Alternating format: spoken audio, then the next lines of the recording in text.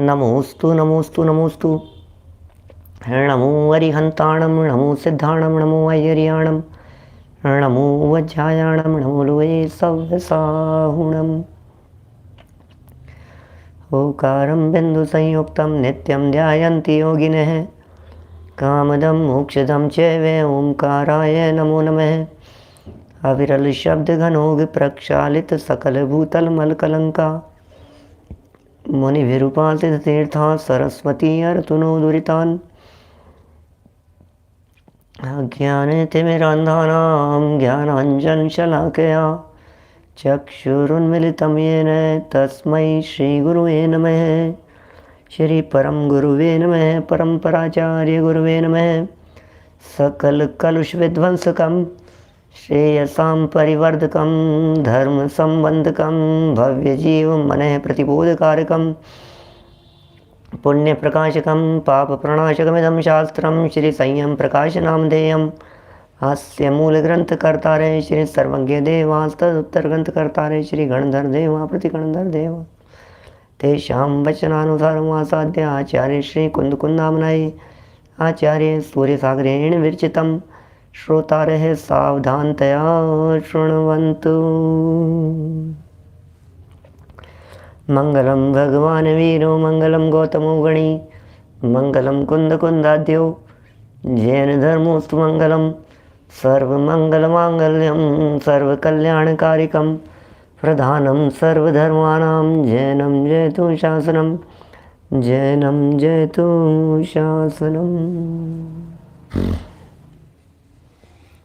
संयम प्रकाश नाम का ये ग्रंथ है। आचार्य महाराज सूर्य सागर जी साहब द्वारा लिखी गई यह अनुपम रचना है और इस अनुपम रचना में कुछ सामाजिक मुद्दों पर चर्चा चल रही थी। बहुत महत्वपूर्ण मुद्दा नए जिन मंदिर बनाने संबंधी, उसकी हमने काफ़ी चर्चा आपके बीच में की। खूब जिन मंदिर बन रहे हैं। भाई पुरानों को भी तो संभालो। नए के चक्कर में हम पुरानी विरासत को खोते जा रहे हैं। इसलिए कहीं ऐसा न हो कि नए के चक्कर में पुराना छूट जाए। कहीं ऐसा न हो कि पुरानों की तरफ ध्यान नहीं देवें। नेचर इसी तरह का होता है, ह्यूमन नेचर है ऐसा ही। नए की तरफ ज़्यादा झुकाव होता है, नया ज़्यादा पसंद आता है। पुरानों को संभालो। जितना बन पड़े उतना पुराने जिन मंदिरों के जीर्णोद्धार करो। पुरानी प्रतिमाओं के विशेष प्रकार के कुछ वर्गणाएँ भी कुछ विशेष प्रकार की होती है। इस बात का भी बराबर ध्यान होना चाहिए।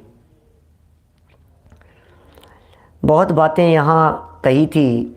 न केवल जिन मंदिर का जीर्णोद्धार, शास्त्र सभाओं का जीर्णोद्धार कीजिए, पाठशालाओं का जीर्णोद्धार कीजिए, ग्रंथ भंडारों का जीर्णोद्धार कीजिए, शास्त्रों के प्रकाशन में योगदान दीजिए, प्रकाशित करवाइए, प्रतिलिपियाँ करवाइए।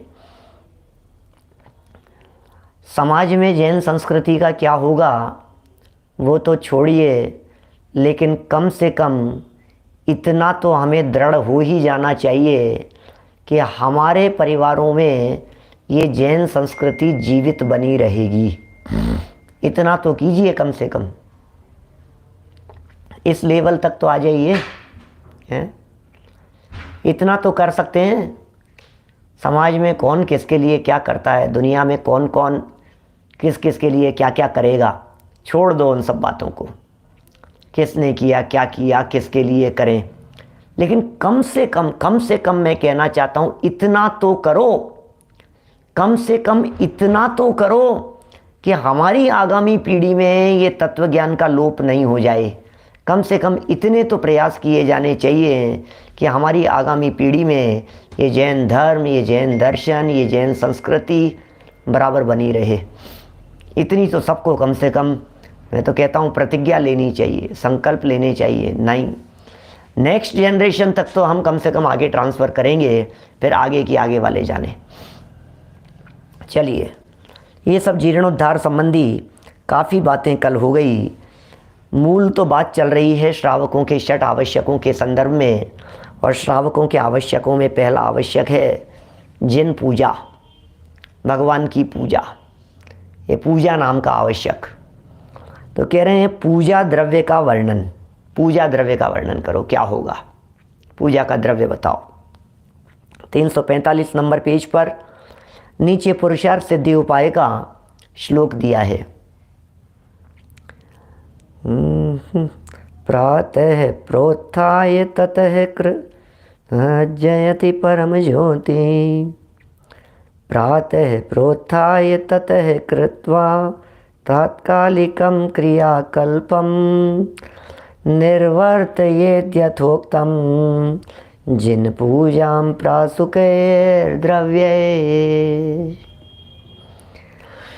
प्रातःकाल उठकर, पुरुषार्थ सिद्धि उपाय का 155 नंबर का श्लोक है। ये सब प्रकरण वहाँ के होंगे, प्रोषदोपवास करने वालों के, वो जो प्रकरण थे ना, सब पढ़े हैं आप लोगों ने, सुने भी हैं, हमने की है चर्चा आप लोगों के बीच में।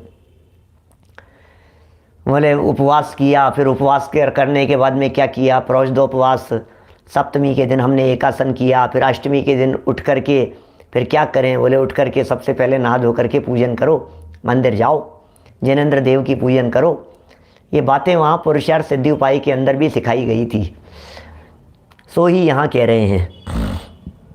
प्रातःकाल उठकर प्रातःकाल संबंधी शारीरिक शुद्धि माने स्नान आदि करके श्री जिनेंद्र भगवान की पूजा, प्रासुक माने अचित्त द्रव्यों को, ये बहुत अच्छे अच्छे शब्द देते हैं महाराज साहब, अच्छी बातें लेकर के आते हैं। अचित्त द्रव्यों अर्थात जल, चंदन, अक्षत, पुष्प, नैवेद्य, दीप, धूप और फल द्वारा भक्ति पूर्वक यथाविधि करनी चाहिए, भक्ति पूर्वक करनी चाहिए, यथाविधि करनी चाहिए, प्रासुक द्रव्यों से करनी चाहिए, अहिंसक द्रव्यों से की जानी चाहिए। अरे पूजन करने में भी हिंसा हुई तो फिर क्या हुआ। अन्य क्षेत्रे कृतं पापम धर्म क्षेत्रे विनश्यति, धर्म क्षेत्रे कृतं पापम वज्रलेपो भविष्यति। दूसरे क्षेत्रों में किए गए यदि कोई पाप हैं तो धर्म क्षेत्र में आकर के ये सब धुल जाएंगे, लेकिन धर्म क्षेत्र में यदि कोई पाप कर दिए गए हैं तो वे तो वज्र के लेप के समान हो जाएंगे, फिर उन्हें कैसे दूर किया जाएगा। इसलिए बहुत ये पूजन पद्धति, क्रियाएं, इन सब में बहुत सावधानी रखने की ज़रूरत है, कहीं इसमें असावधानी वक्त ज़्यादा पाप का काम न हो जावे, इतना विवेक बराबर होना चाहिए। शंका, यह श्लोक प्रोषद व्रति के प्रकरण का है, प्रोषद व्रति के प्रकरण का श्लोक है, हमें पता ही था। इससे सर्वसाधारण पर किस प्रकार समन्वय होगा, बोले तो प्रोषदोपवास वाले के लिए, आप सर्वसाधारण के ऊपर इसको थोड़ी ना लगा सकते हो बात, जन सामान्य के ऊपर आप इस बात को कैसे लगाते हैं। उत्तर, यद्यपि शास्त्रकारों ने सचित्त द्रव्यों से पूजन करने का निषेध नहीं किया है, परंतु हम तो आचार्यवर श्री समंतभद्र स्वामी के इस निम्न निर्दिष्ट आदर्शमय सिद्धांत को महत्व देते हैं।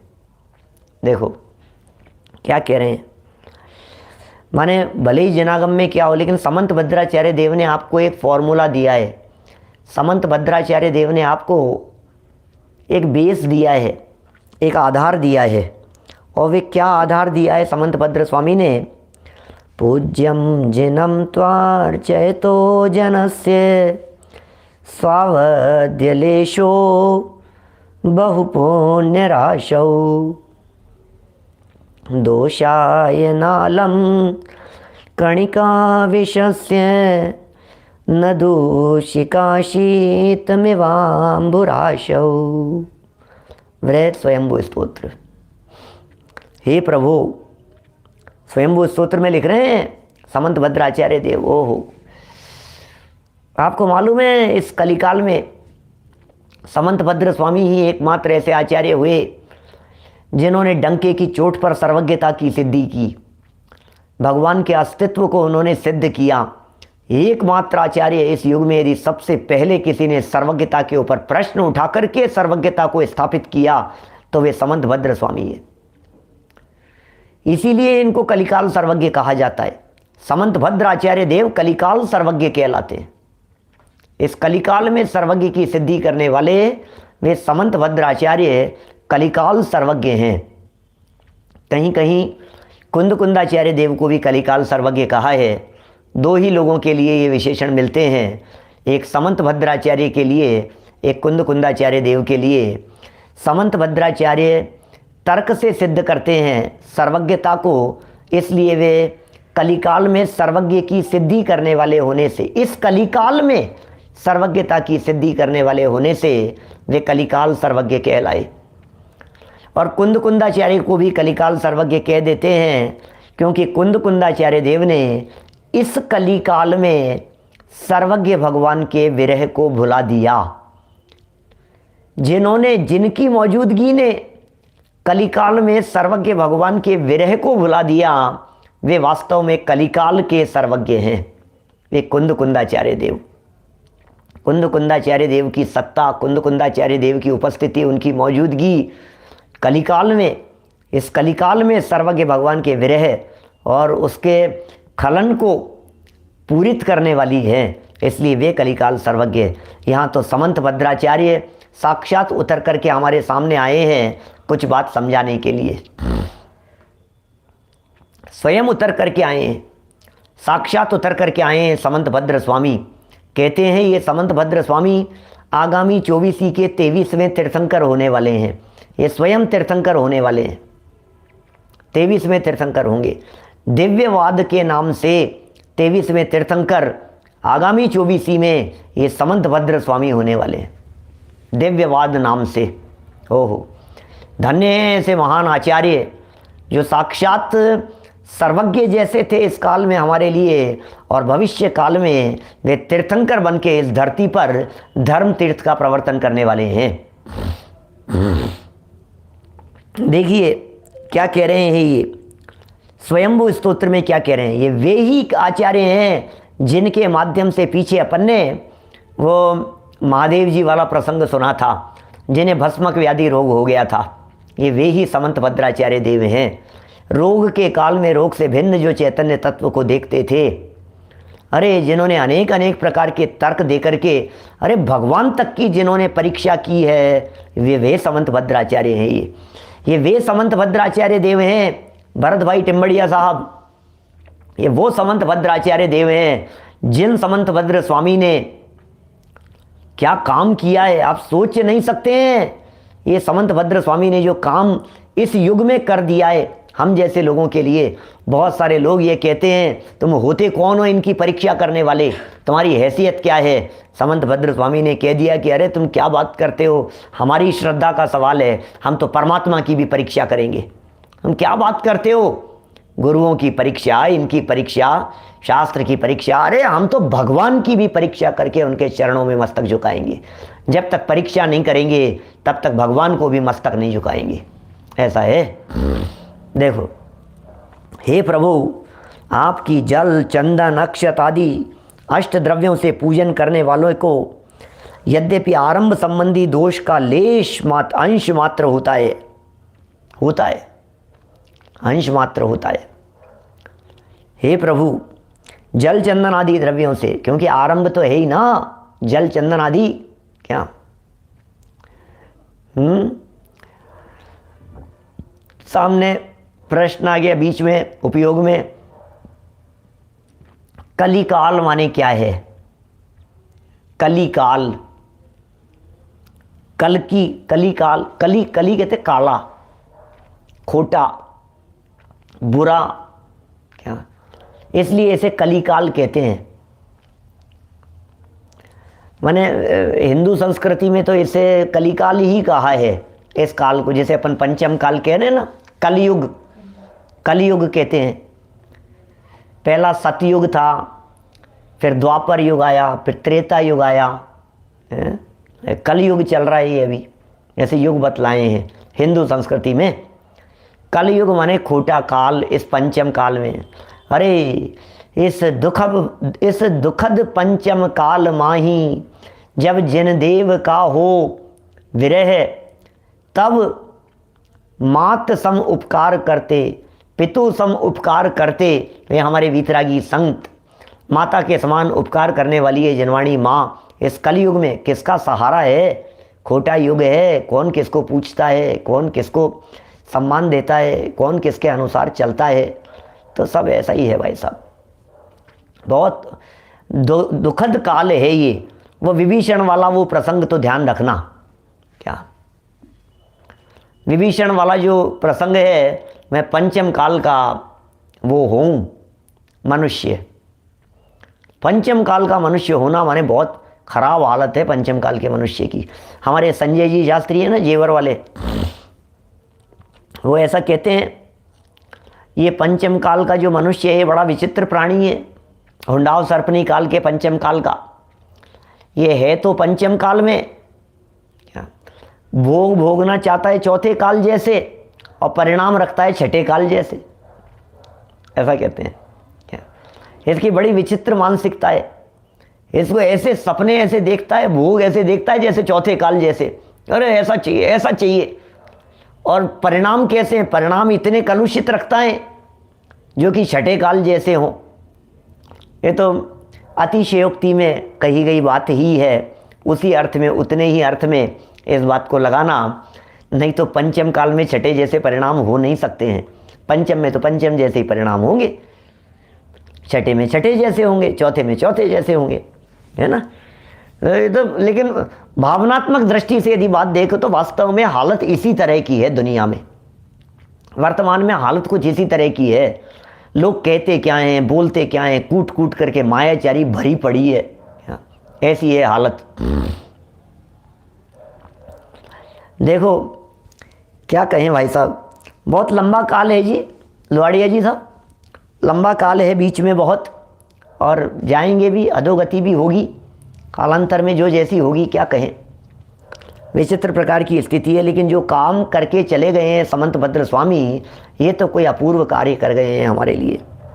देखिए ये कह रहे हैं, आरंभ संबंधी लेश मात्र दोष होता है, किंतु आपकी भक्ति और पूजन के महात्म्य से विशेष सातिशय पुण्य राशि का बंद होने के कारण वह दोष नगण्य है।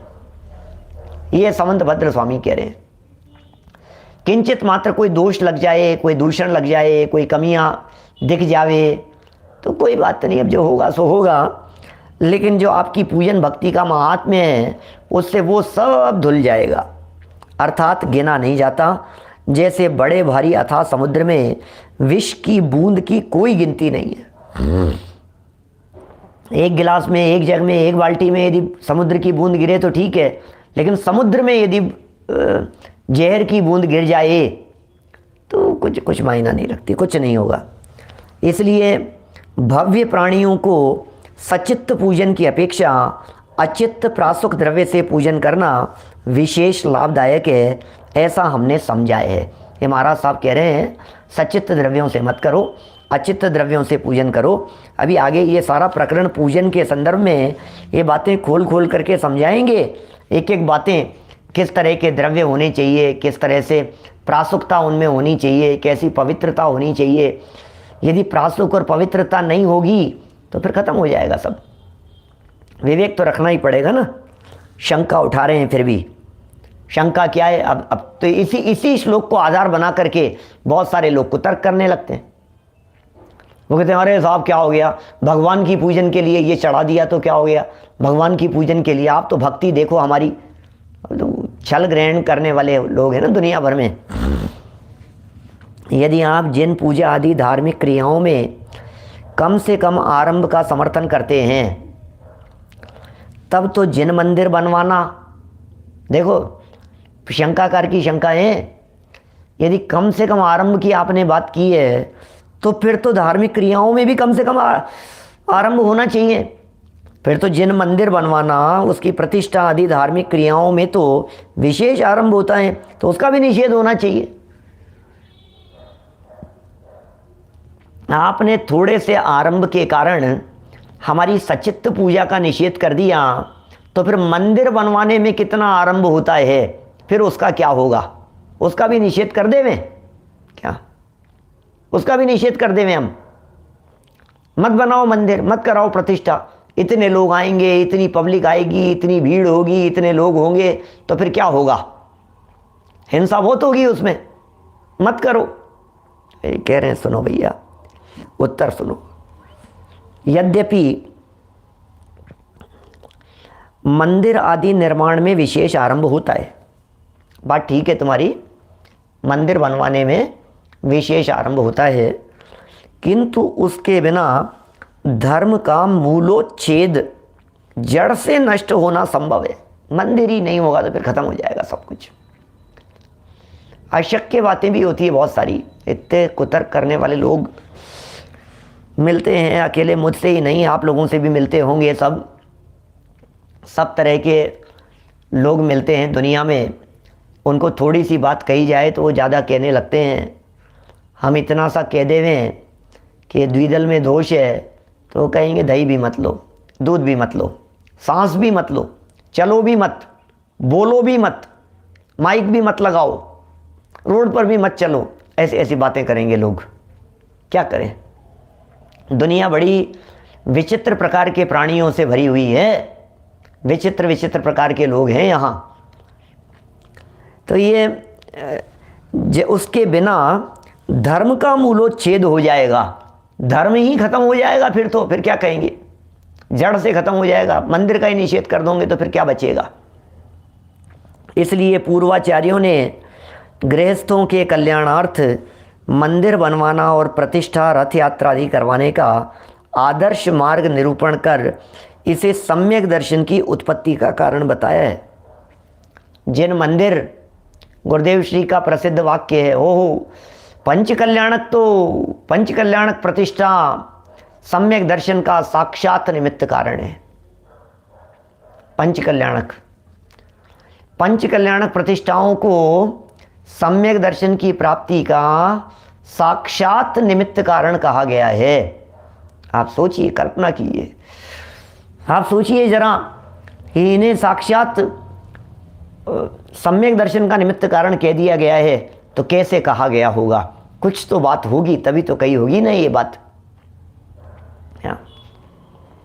बहुत सारे लोग अभी ये मंदिर बनवाने में हिंसा होगी, ये तो ऐसा तर्क दे रहे हैं, तो फिर मंदिर भी मत बनवाओ। वो डेढ़ अकल लोग और हैं, वो ये कहते हैं कि मंदिर मत बनवाओ, धर्मशाला बनवाओ, धर्मशाला मत बनवाओ, हॉस्पिटल बनवाओ। वैसे भी सब लोग हैं दुनिया में, सब लोग सब तरह की बातें करने वाले लोग हैं भाई साहब। देखिए ये लिखा है यहाँ पर, मंदिर बनवाओ, प्रतिष्ठाएं, रथ यात्राएं आदि करवाओ, ये सब आदर्श मार्ग हैं और ये सम्यक दर्शन की उत्पत्ति के कारण बतलाए गए हैं। ये धार्मिक रुचि के कारण है। इन्हें क्या है? प्रभावना।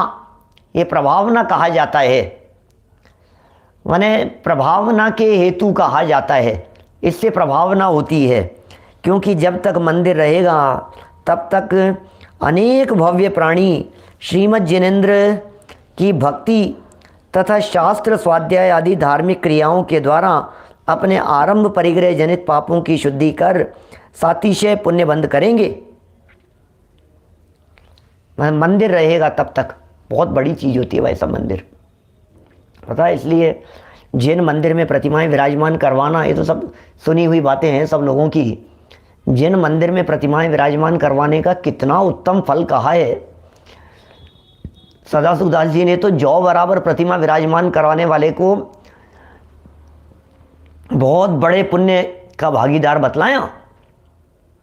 जौ बराबर प्रतिमा भी यदि कोई व्यक्ति विराजमान करवाता है तो।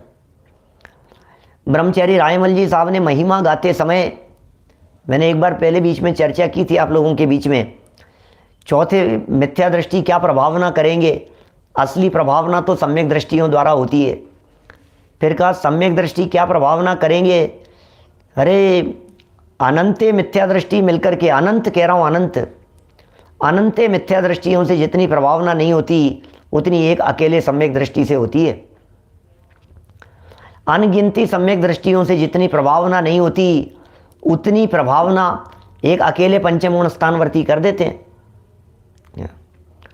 करोड़ों अरबों की संख्या में पंचम गुण स्थानवर्ती मिलकर के भी वो तो शब्द वहाँ एग्जैक्ट क्या है, संख्यात असंख्यात तक भी दिए हुए हो सकते हैं। जितनी प्रभावना करें उससे ज़्यादा प्रभावना एक भावलिंगी संत के माध्यम से होती है। क्या सोचना जरा, माने अकेले मुनिराज के माध्यम से भावलिंगी संत हों, वे अकेले संत के माध्यम से इतनी प्रभावनाएं हैं जितनी अनगिनती पंचम गुण स्थानवर्ती नहीं कर सकते। और जितने प्रभावना ये मुनिराजों के माध्यम से हो सकती है उससे कई गुना ज़्यादा, असंख्यात गुना ज़्यादा कहो, प्रभावना एक केवली के माध्यम से होती है। अनगिनती केवलियों के माध्यम से जितनी प्रभावना हो उतनी प्रभावना एक तीर्थंकर परमात्मा के माध्यम से होती है। एक तीर्थंकर परमात्मा धर्म तीर्थ के प्रवर्तक कहलाते हैं। वे तीर्थंकर हैं, धर्म तीर्थ के प्रवर्तन करने वाले। कैसे प्रभावक होते हैं, कितनी प्रभावना होती है तीर्थंकरों के माध्यम से। और गजब की बात तो अंतिम लाइन कही है हीराचंद जी वैद साहब, अंतिम लाइन ये कही है ब्रह्मचारी रायमल जी साहब ने। वे क्या लिखते हैं, वे कहते हैं भाई अनगिनती तीर्थंकर मिलकर के भी जितनी प्रभावना नहीं कर सकते हो उतनी प्रभावना एक जिनेंद्र देव की प्रतिमा के माध्यम से होती है। क्योंकि तीर्थंकर परमात्मा भी अपने तीर्थ काल में धर्मोपदेश देकर के निर्वाण को प्राप्त हो जाते हैं, लेकिन जिन मंदिर में विराजित जिन प्रतिमा तो हमेशा आने वाले व्यक्ति को नित्य बोधन देती रहती है, निरंतर संबोधन देती रहती है। क्या सोचो जरा, आप कल्पना कीजिए क्या बात कह दी है। तीर्थंकर परमात्मा के समूह शरण में जाएंगे तो भी दिव्य ध्वनि के काल में पहुंचेंगे, तभी दिव्य ध्वनि का लाभ ले पाएंगे। जिन मंदिर में तो यदि आप रात को 2 बजे भी पहुंच गए तब भी आपको वो वीतरागी छवि मौन उपदेश देती हुई नजर आएगी। दिन में 2 बजे भी पहुंच गए तो भी, 12 बजे गए तो भी, सुबह 8 बजे गए तो भी, सवेरे 5 बजे यदि आप जिन मंदिर में चले गए तो भी वो वीतरागी छवि आपको मौन उपदेश देने वाली दिखाई देती है। इसका मतलब अरे न मालूम कितने लोग, कहाँ के लोग, कब 15 साल, 50 साल, 150 साल, 250 साल, 1500 वर्ष, 2500 वर्ष, 5000 वर्ष, 15000 वर्ष, अरे कब तक वो जिन मंदिर में प्रतिमा विराजमान रहेगी और तब तक कब तक उस प्रतिमा के माध्यम से प्रभावना होती रहेगी। ये सब बातें कल्पना के परे चले जाती है। अरे आज विराजमान कराई हुई प्रतिमा पंचम काल के अंत तक प्रभावना करने में निमित्त बन सकती है, 18,500 वर्ष तक प्रभावना में निमित्त बन सकती है। ये जिन मंदिर धर्म के स्थान है या आराधना के स्थान है, इनकी पवित्रता, इनकी विशुद्धि बरकरार रहनी चाहिए। इनकी विशुद्धि की तरफ ध्यान रखना चाहिए हमारे को। यहाँ कहीं भी किसी तरह का अनैतिक काम नहीं हो पाए, अन्याय नहीं हो पाए, बेईमानी नहीं हो पाए, छल कपट नहीं हो पाए। भैया ध्यान देना मैं क्या कह रहा हूँ। क्या मैं कुछ कहना चाहता हूँ आपसे, जिन मंदिर के निर्माण में बेईमानी का पैसा नहीं लगे, ईमानदारी का पैसा लगे, न्याय नीति से काम होनी चाहिए, प्रतिष्ठाओं में न्याय नीति से काम होने चाहिए। बेईमानी का पैसा नहीं लगाएंगे, बेईमानी से नहीं बनाएंगे, कब्जा करके मंदिर नहीं बनाएंगे। अरे जिस मंदिर के निर्माण में ही आपने बेईमानी की है, धोखाधड़ी की है, उससे क्या प्रभावना होगी, आने वालों के हृदय में क्या प्रभाव पड़ेगा, वहाँ की वर्गणाएं कैसी होगी। भैया ऐसा काम नहीं, खोटा काम नहीं करना, गलत काम नहीं करना, बिजली चुरा करके काम नहीं करना, चोरी कर करके काम नहीं करना, गलत काम करके मंदिर थोड़ी ना बनाएंगे। अरे मंदिर अरे तो धर्म का काम है, धर्म का काम है चोरी करके, कब्जा करके बना लो, तुम तो पोत दो, चढ़ा दो, मंदिर बना दो, फिर कौन सा, फिर तो गवर्नमेंट भी नहीं तोड़ पाएगी। भैया ऐसा काम नहीं, बराबर मंदिर का काम है भैया, 1 पैसा भी कम नहीं देंगे, ईमानदारी से जितना लगेगा उतना देंगे, जितना टैक्स लगेगा उतना टैक्स देंगे भैया,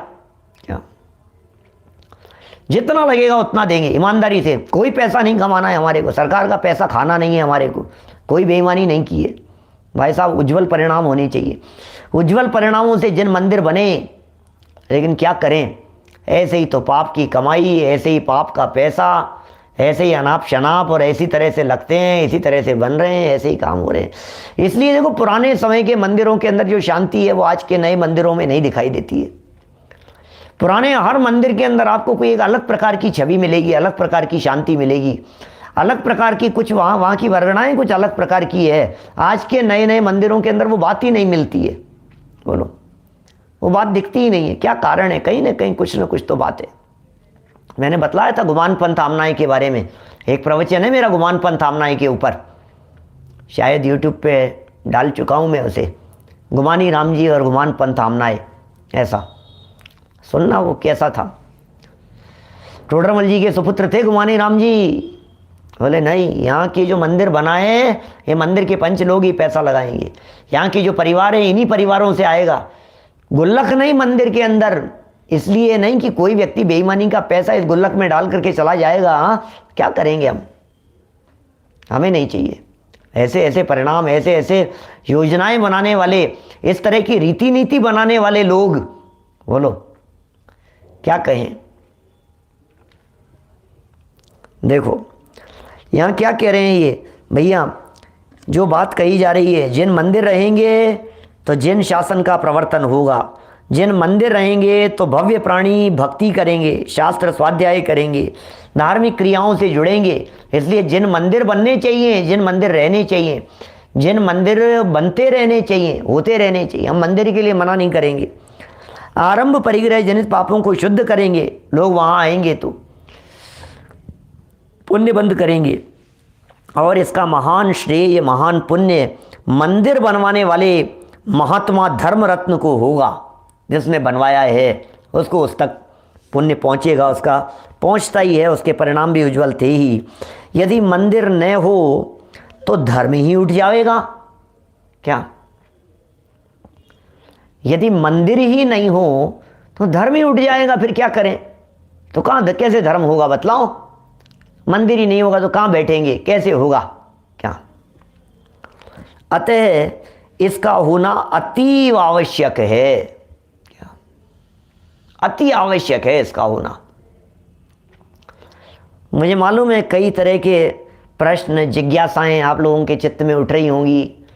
सब सोच रहे होंगे कि अरे ईमानदारी का पैसा बचा कहाँ है आज, ईमानदारी का पैसा लगाएगा कौन, ईमानदारी से इतना बचता कहाँ है, सब बेईमानी का ही पैसा लगता है, 2 नंबर का ही पैसा लगता है। पंडित जी भूल जाओ पंडित जी, ये बातें तो किताबों में ही रहने दो, ये बातें तो बस आपके प्रवचनों में ही ठीक है, प्रवचनों में ही अच्छी लगती है ये बातें। तो कोई बात नहीं, प्रवचनों में सही कहूँगा तो सही, जिनके समझ में आएगी वो अपनाएंगे। कम से कम बात तो सही बताऊंगा कि बात ऐसी होनी चाहिए, सच्ची बात तो कहूँगा भाई साहब। ईमानदारी से भी सोचो, ईमानदारी से भी यदि व्यक्ति दान देने लग जाए, क्या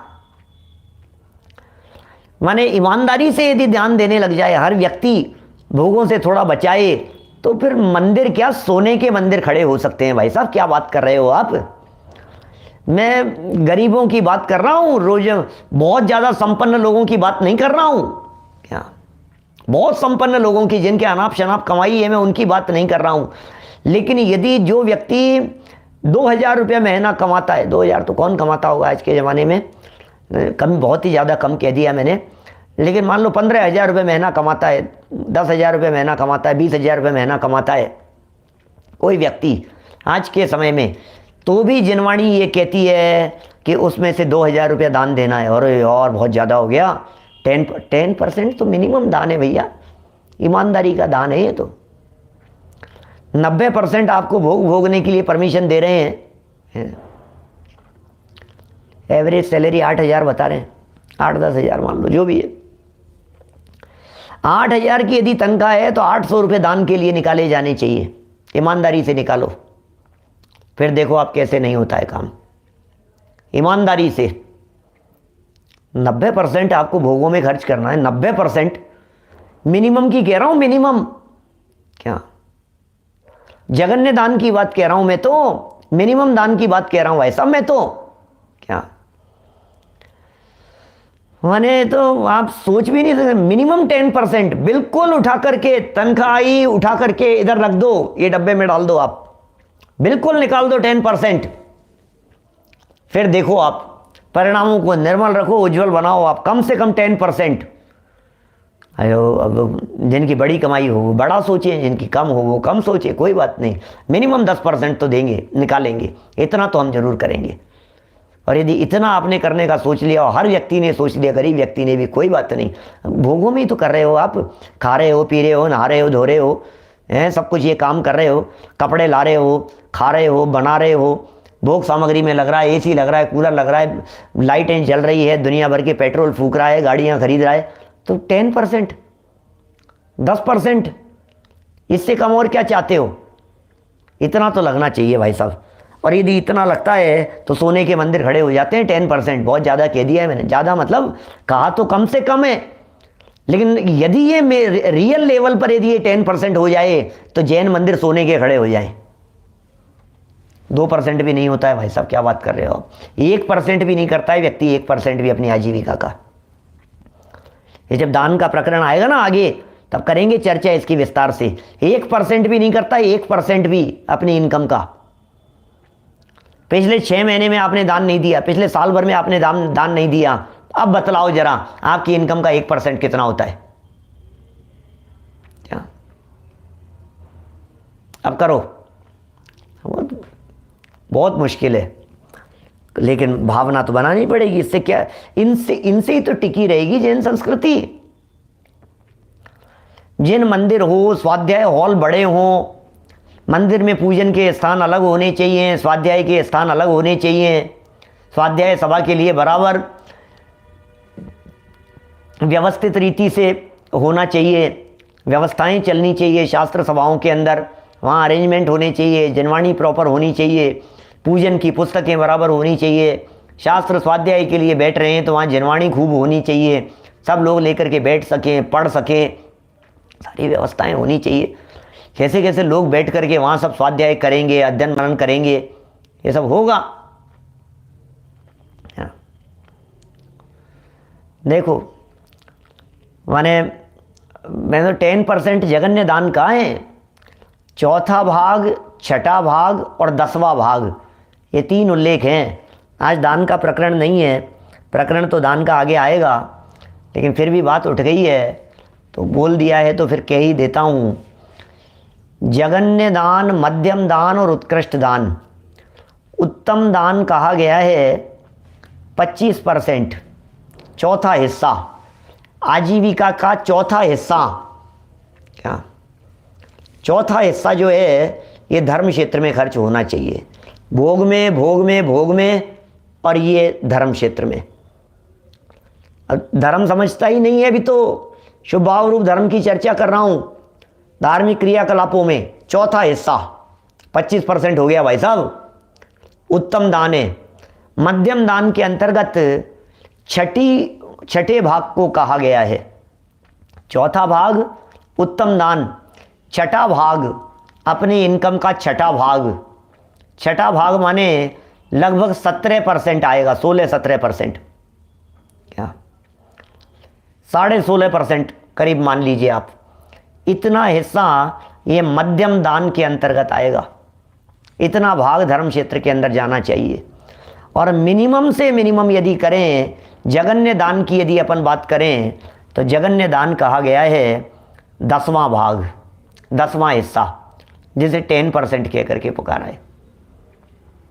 लगाओ आप, कौन करता है, कितना करता है? 10% तो जाना ही चाहिए ना, इतना तो होना ही चाहिए। कोई जगह नहीं दिख रही है, 10% बहुत कम होता है, कोई बात तो नहीं। आपका 10% यदि बहुत कम होता है तो 6 महीने में दे दो, एक बार, साल में एक बार निकालना चाहिए, कुछ ना कुछ तो होना ही चाहिए।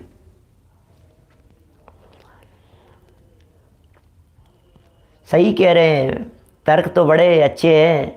दान का उपयोग सही नहीं होता, इसलिए दान देने में संकोच करते हैं। उपयोग बराबर नहीं होता, इसलिए निज हाथ दीजिए साथ लीजिए, बस इस उक्ति को अपनाइए। निज हाथ दीजिए साथ लीजिए, खाए खोया बह गया, अपने हाथ से दान दिया जाना चाहिए। और अपने हाथ से दान का मतलब जहाँ जो व्यवस्था हो रही है, ऐसा नहीं कि हमने पैसे दे दिए, पैसे दे दिए, पैसे दे दिए हैं, इकट्ठे हो रहे हैं, फंड बन रहे हैं, नहीं नहीं नहीं, ये ऐसे ऐसे चक्करों में मत उलझिए। सीधी सी बात है, जहाँ जो काम हो रहा है अपने हाथ से ग्रंथ उठाइए और अपने हाथ से ग्रंथ को बांट दीजिए। ये ऐसे काम कीजिए। अपने हाथ से चीज़ खरीदिए और मंदिर में पहुंचा दीजिए। क्या समझ में आ रही है बात? अपने हाथ से, मंदिर में दरी की ज़रूरत है, अपने हाथ से बाजार जाइए, दरी खरीदिए और मंदिर में पहुंचा दीजिए। ऐसा ऐसा तो कर सकते हैं। मंदिर में पूजन करने वालों के लिए चौकियों की व्यवस्था नहीं है क्या? अब क्या करें?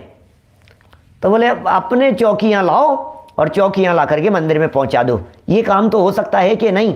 अब इसमें कहाँ संकोच होगा, इसमें कहाँ बेईमानी की संभावनाएं हैं, इसमें कहाँ हेरा फेरी की संभावनाएं हैं, इसमें कहाँ गड़बड़ी होने की संभावनाएं हैं? ये तो डायरेक्ट जा ही रहा है ना रिंकेश भाई।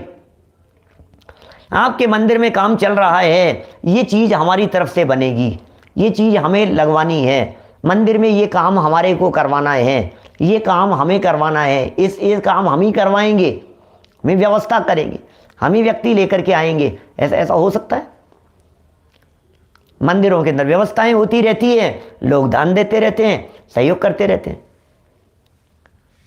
तो भाई साहब आपकी जो वो संकोच वाली जो बात है वो जरूर चली जाएगी। क्या मंदिर में जरूरत किस चीज़ की है, यहाँ किस चीज़ की ज़रूरत है, बस ये ज़रूरत की पूर्ति हो गई, ख़त्म हो गया काम। भाई देवेंद्र शास्त्री जी, है ना, ऐसी बात है। चलो बहुत बातें हो गई दान के प्रकरण में, अपन करेंगे विस्तार से इस बात को। लेकिन ये कह रहे हैं यहाँ पर अंतिम पंक्तियाँ, यदि मंदिर न हो तो धर्म ही उठ जाएगा। अब क्या करें? मंदिर नहीं होगा तो धर्म ही उठ जाएगा, अतः इसका होना अतीव आवश्यक है। जबकि प्रासुक द्रव्य से पूजन करने में कोई हानि नहीं है, क्योंकि जलादि द्रव्य तीर्थंकर भगवान के आगे केवल भावों की शुद्धि के लिए चढ़ाए जाते हैं। इसमें क्या हो गया? जलादि द्रव्य जो चढ़ाए जा रहे हैं ये भावों की शुद्धि के लिए चढ़ाए जा रहे हैं, इसलिए इसमें किसी प्रकार का कोई दोष नहीं है, इसमें कोई बहुत ज़्यादा हिंसा का भी काम नहीं है। और प्रासुक हैं, शुद्ध द्रव्य हैं, तीर्थंकर परमात्मा के आगे भी चढ़ाए जा रहे थे, कहा भी है। सोमदेव सूरी कहते हैं यशस तिलक चंपू में, पुष्पादि रसनादिर्यान स्वयं धर्म एव हि क्षित्यादिरेव धान्यस्य किंतु भावस्य साधनम। पुष्प आदि द्रव्य या भोज्य सामग्री स्वयं धर्म नहीं है। क्या कहा? ये धर्म थोड़ी न। पुष्प आदि हैं, द्रव्य हैं या भोज्य सामग्री है, स्वयं धर्म नहीं है, किंतु धर्म के कारण हैं। जैसे पृथ्वी धान्य को उत्पन्न करने वाली है, स्वयं धान्य नहीं है। भावार्थ, जिस प्रकार आचार शास्त्र के अनुसार भक्ष्य वस्तु अन्नादि के खाने से भावों की निर्मलता होती है, भक्ष्य वस्तु खाने से, आचार शास्त्र क्या कहते हैं? भैया आप योग्य वस्तु को खाओ, आपके परिणाम ऐसे होंगे। आचार शास्त्रों के अंदर खान पान का वर्णन किया चरणानुयोग के शास्त्रों में। तो भक्ष्य वस्तु अन्नादि के खाने से भावों की निर्मलता होती है, उसी प्रकार जलादि अष्टद्रव्यों से पूजन करने वाले के भावों में विशुद्धि होती है। माने कोई व्यक्ति ये कहे कि अरे सब नहीं करना चाहिए, नहीं भाई, उससे परिणाम विशुद्ध होते हैं, परिणामों की विशुद्धि का हेतु है।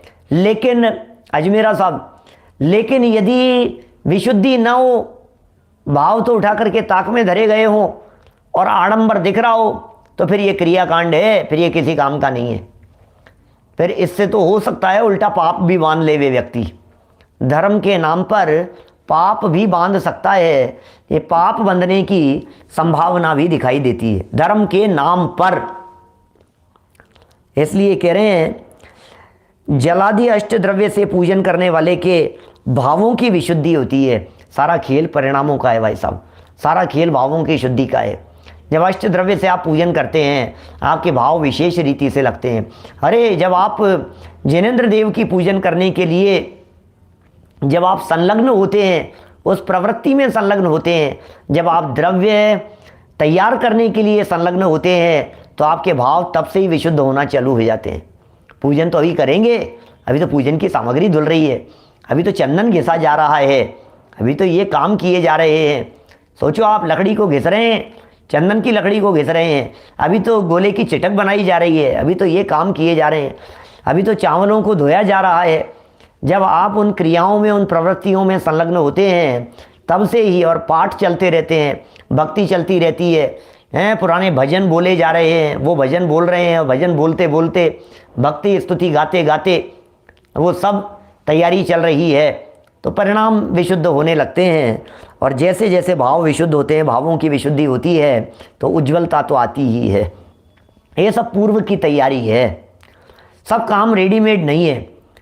माने सब आजकल हर व्यक्ति को रेडीमेड जैसा चाहिए।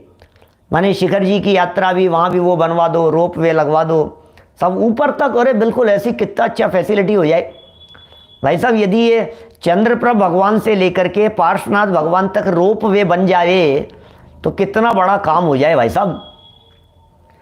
और नीचे से ऊपर तक यदि ये रोप वे बना दिया जाए पार्श्वनाथ भगवान की टोंक तक, और बीच में चर्चाएं चल रही थी हेलीपैड बन जाए वहाँ पर, कितना गजब का है भाई साहब।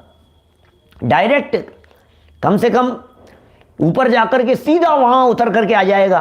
भैया सुनो, फिर वो जैसा काम जैसे भाव वैसा ही पुण्य, इसमें क्या है। आपने वहाँ हेलीपैड बनवा दिया, आप डायरेक्ट पहुँच गए। पद यात्रा करते आप हेलीकॉप्टर से पहुँच गए, तो पुण्य भी हेलीकॉप्टर की तरह उड़ जाएगा। और क्या होगा, कर्म भी उसी तरह के लगेंगे। आपकी वो विशुद्धता तो रही ही नहीं ना, आपके वो भाव तो बने ही नहीं ना। क्या हमारे जो बात है परिणामों की विशुद्धि की, वो कहाँ होगी फिर उसमें। मतलब यही हो गया ना, फिर तो बगल वाले मंदिर के भी दर्शन जाओ करे आओ। जो ऊपर चढ़ने के जो भाव हैं, जो विशुद्धि है, जो जिनेंद्र भगवान की जो महिमा जो आती है, तीर्थंकरों की महिमा आती है, बीतरागी संतों की महिमा आती है, वो तो सब बात खत्म ही हो जाएगी फिर। हेलो, तो जलादि अष्ट द्रव्यों से पूजन करने वाले के भावों में विशुद्धि होती है। इसी कारण प्रासुक द्रव्य की विशेष भावों की शुद्धि के कारण हो सकते हैं। क्या लिखा, इसी कारण प्रासुक द्रव्य ही, अब ये ही लगा दिया इन्होंने, ये बड़ी गजब की बात कही है। प्रासुक द्रव्य ही, ये कुछ कहना चाहते हैं, ही कह करके कुछ कहना चाहते हैं। इसका मतलब प्रासुक द्रव्य के अलावा यदि आपने अप्रासुक द्रव्यों से पूजन करने का प्रयत्न किया तो और फिर क्या होगा, तो फिर वो विशुद्धि नहीं है आपके मन में, परिणामों में। फिर तो आप हिंसा को सामने ले रहे हो, आप हिंसा ज्यादा हो रही है। प्रासुक द्रव्य विशेष भावों की शुद्धि के कारण हो सकते हैं। अतएव श्रीमद् जिनेंद्र की पूजन एक या अष्ट द्रव्यों से भावपूर्वक यथाविधि हो सकती है। क्या बात कह दी है, क्या कह दिया है यहाँ। ये जो बात लिख दी है, इस बात को थोड़ा सा समझना, ये क्या लिख दिया है यहाँ। ये कह रहे हैं एक द्रव्य से भी हो सकती है पूजन और अष्ट द्रव्य से भी हो सकती है। कोई जरूरी नहीं है क्या, ये कोई जरूरी नहीं है कि 8 ही हो, 8 नहीं है। और यदि आप एक द्रव्य से पूजन कर रहे हो तो भी चलेगा, कोई बात नहीं। 1 से करो या 8 से करो, लेकिन साथ में एक शब्द जोड़ दिया, भावपूर्वक की जानी चाहिए। अकेले चावल हैं, कोई बात नहीं, भावों से की जानी चाहिए ना। भाव प्रमुख हैं, द्रव्यों की तुलना में भावों की प्रमुखता की बात कर रहे हैं। 1 या अष्ट द्रव्यों से भावपूर्वक यथाविधि हो सकती है। यहाँ एक द्रव्य की बात कही है, वहाँ अकेले चावल भी लिए जा सकते हैं, और जहाँ एक द्रव्य की बात कही है वहाँ अकेले भावों को भी एक कह कर के पुकारा जा सकता है कि हमारे पास में तो कुछ भी नहीं था, हमारे पास में तो सिर्फ भाव थे। इसलिए भावों से भी बराबर काम होना चाहिए। क्या अभी ये भावपूर्वक किया जाना चाहिए। अभी बहुत तरह की बातें हैं सचिन भाई, क्या बताएं। अब वो अलग अलग तरह की चीज़ें हैं। घर मंदिर के संदर्भ में पूछ रहे हैं। अब इसके कई तरह के अर्थ हैं और कई तरह की बातें हैं इसके। घर मंदिर के संदर्भ में, घर ही यदि आपका मंदिर जैसे विशुद्ध परिणामों जैसा बन जाए, ये तो बहुत उत्तम बात है। घर में जिनेंद्र देव की प्रतिष्ठित प्रतिमाएं तो विराजमान नहीं की जानी चाहिए, और यदि कहीं इस तरह की बनने की व्यवस्था हो तो फिर उसे बिल्कुल सेपरेट पोर्शन होना चाहिए, माने वो घर से अटैच नहीं होना चाहिए इस तरह का। और यदि आप घर मंदिर का अर्थ घर में स्वाध्याय भवन जैसे की बात करते हैं तो अवश्य ही होना चाहिए। घर में ज़रूर होना चाहिए। उसे भी मंदिर कहा जाता है, उसे भी मंदिर जैसा कॉर्नर कहा जाता है। माने ये मंदिर है, ये मंदिर का एरिया है, ये स्वाध्याय का एरिया है। ये यहाँ खान पान नहीं होता है, यहाँ जूते चप्पल नहीं आते हैं, इस जगह पर ये नहीं होता है, यहाँ गप्पे नहीं लड़ाए जाते हैं। इस जगह पर बैठ करके, घर के इस एरिया में बैठ करके साधना की जाती है, घर के इस हिस्से में बैठ करके आराधना की जाती है। ऐसा भावों के लिए, माने मन मंदिर जैसे अपन कहते हैं ना, जहाँ मन जिस जगह पर बैठ करके लगे, ऐसा स्थान घर में भी होना ही चाहिए। माने घर में कम से कम एक स्थान तो ऐसा भी होना चाहिए जहाँ आप सब प्रकार के आडंबरों से मुक्त होकर शांति से बैठ करके आराधना कर सको। हमारे घर में क्या ऐसे आराधना का स्थल नहीं होना चाहिए? यदि ऐसा आराधना का स्थल हमारे घर में नहीं होगा तो फिर हम कहाँ जाएंगे? हर समय तो मंदिर नहीं भागेंगे ना। लेकिन घर में यदि इस तरह का शांति से बैठ करके स्वाध्याय के लिए स्थान होगा तो कम से कम हम वहाँ बैठ करके आराधना कर तो पाएंगे। कम से कम वहाँ थोड़े समय के लिए बैठ करके चिंतन मनन कर पाएंगे, ध्यान कर पाएंगे, सामायिक कर पाएंगे, स्वाध्याय कर पाएंगे, जो भी अपना चिंतन मनन साधना के लिए बैठ पाएंगे। ऐसा स्थान जरूर होना चाहिए, ऐसा शांत स्थान। अब आप उसे घर मंदिर कहो, उसे स्वाध्याय रूम कहो, स्वाध्याय भवन कहो, स्वाध्याय हॉल कहो, छोटा सा साधना केंद्र कहो, जो आपको नाम देना हो उसे कहो, पूजा स्थल कहो, ऐसा भी कह देते हैं आजकल नाम इस तरह के। पूजा गृह है आजकल तो, बिल्डर लोग भी जो बना करके देते हैं, उसके अंदर भी आपके ईशान कोण में, नॉर्थ ईस्ट में वो एक कॉर्नर ही इस तरह का रखेंगे जो ये पूजा स्थल है, ये आपका। वो हिंदुओं के यहाँ ज़्यादा होता है, अपने यहाँ उस जगह पर जनवाणी हो, स्वाध्याय वगैरह हो, ये सब वहाँ होना चाहिए। तो ये सब बातें हो गई है, यथाविधि पूर्वक भावों से की जानी चाहिए। विशेष तो बात इन्होंने यहाँ कही है, अष्ट द्रव्य से पूजन भी भावों की विशुद्धि और भावों की निर्मलता के लिए ही की जाती है। ये सब बातें यहाँ हो गई है। अब पूजन करने से पूर्व स्नान आदि शुद्धि के संदर्भ में यहाँ जो बातें कही है, कल प्रकरण को आगे बढ़ाएंगे। ये भी अलग अलग तरह की बातें महाराज साहब कहाँ से ले करके आए हैं, कितनी तरह की बातें लाला करके हमारे सामने रखी हैं। नई बातें, नए शब्द, नई तरह की चीज़ें अपने को यहाँ मिलती है। कल बढ़ेंगे इसके आगे। अभी जनवाणी स्तुति। निज निधि निज में बताई, यह अनंत उपकार है। उसके लिए जिन वाणी माँ को वंदना शत बार है, वंदना शत बार। नमो वरिहंताण, नमो सिद्धाणम, नमो आयुर्यण। नमो मज्जाय नमो लोये सब नमो हरि।